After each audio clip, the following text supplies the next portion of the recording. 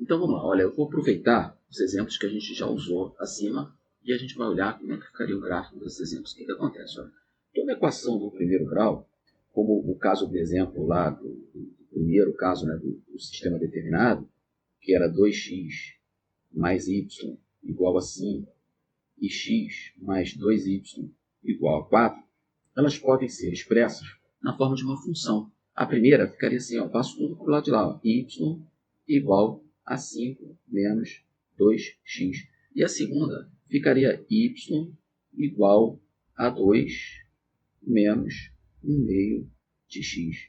Menos 2x mais 5 no primeiro caso, ou menos 1 meio de x mais 2 no segundo caso, para ficar da forma assim mais padrão. E aí, toda função, né, toda vez que eu tenho y expresso em função de x, eu posso desenhar uma reta. Essas equações de primeiro grau, elas podem ser expressas dessa forma de função, e elas representam uma reta no eixo ordenado, ali, x e y. Então, eu tenho x aqui na horizontal, y na vertical, e aí vamos dar uma olhada. No primeiro caso, y igual a 5 menos 2x, o intercepto é o 5, então ele vai cruzar o eixo aqui no ponto 5, e no segundo caso, o intercepto é 2, então ele vai cruzar o eixo aqui no ponto 2. E eu tenho o conjunto solução. A gente calculou lá em cima o conjunto solução desse sistema, que é o conjunto 2, 1. Não é isso? Então, ó, quando x for igual a 2 e y for igual a 1, tá aqui, vou representar aqui, ó, nesse ponto aqui, as duas equações são satisfeitas, ou seja, as duas equações passam por esse ponto aqui. Tendo dois pontos, eu já consigo determinar a reta de qualquer equação. A primeira, y igual a 5 menos 2x, ela vai passar então, ó, nesses dois pontos aqui, ela vai passar aqui assim, ó. E a segunda? A segunda vai passar pelo 2 e por esse ponto aqui.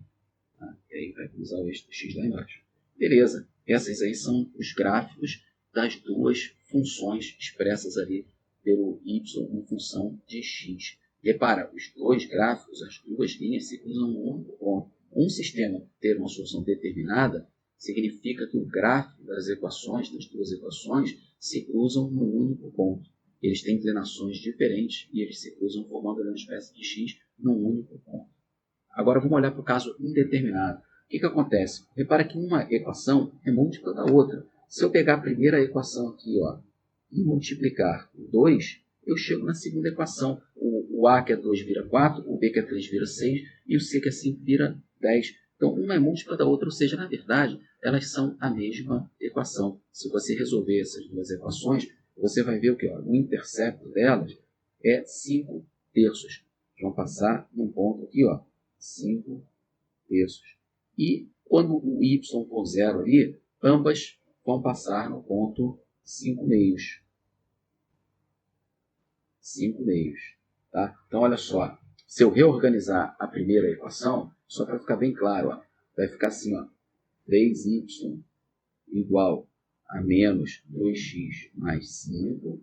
Então, y vai ser igual a menos 2 terços de x mais 5 terços. Então, olha aqui, ó, o intercepto, 5 terços. Tá aqui, ó.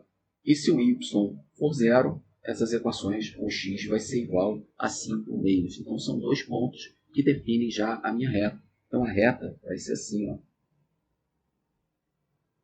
Agora, calcula para a segunda equação o intercepto dela e faz y igual a zero e vê quanto é que dá o x. Vai dar exatamente a mesma coisa. A segunda equação, a reta dela vai passar exatamente em cima dessa reta que eu desenhei em preto.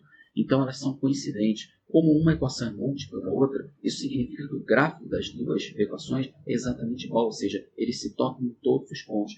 Isso significa que qualquer ponto x1, que vem até aqui, ó, e bata aqui no y1, qualquer ponto desse aqui vai resolver as duas equações. Então, qualquer par ordenado que caia em cima dessa reta aí, x e y, qualquer par ordenado vai resolver as duas equações. Então, elas são coincidentes, significa que eu tenho infinitas soluções, porque eu tenho infinitos pontos em cima daquela reta.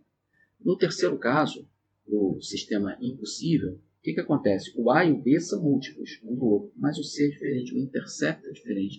Então, repara só, o que vai acontecer aqui? Ó? Eu vou pegar a primeira equação, vou resolver as duas aqui do lado. Ó. A primeira equação vai ficar y igual a 1 meio de x mais 2. E no segundo caso, o y vai ser igual a 1 meio de x, ou a mesma inclinação, só que mais 1/3 aqui. Ó. Então, o que acontece? A primeira equação ela vai cortar o eixo aqui no ponto 2. E a segunda vai cortar no ponto 1/3. Agora, as duas têm a mesma inclinação, 1 meio. Então, ó, essa aqui vai estar assim, e essa aqui vai ter a mesma inclinação, significa que elas são paralelas. Se elas são paralelas, elas não se cruzam nunca. Se elas não se cruzam nunca, elas não têm um par ordenado x e y que resolva as duas ao mesmo tempo. Se eu pegar aqui o mesmo x1 das duas, eu vou ter y's diferentes, sempre. Nunca vai acontecer o mesmo x1 ter o mesmo y, ou o mesmo y ter o mesmo x. Então, elas nunca vão ter um par ordenado x e y que resolva as duas ao mesmo tempo. É isso aí. Espero que eu tenha te ajudado a entender melhor esse assunto. Se você ficou com alguma dúvida, como eu já falei antes, coloca aí nos comentários, eu vou tentar resolver. Se você gostou, deixe o seu like, inscreva-se no canal, compartilhe com seus amigos e não se esqueça, o segredo da matemática é fazer muito exercício. Então, vai lá na plataforma profentralente.com.br e deixe lá uma lista de exercícios legais para você treinar isso aí e ficar fera, não se enrolar na hora da prova. Estou te esperando lá.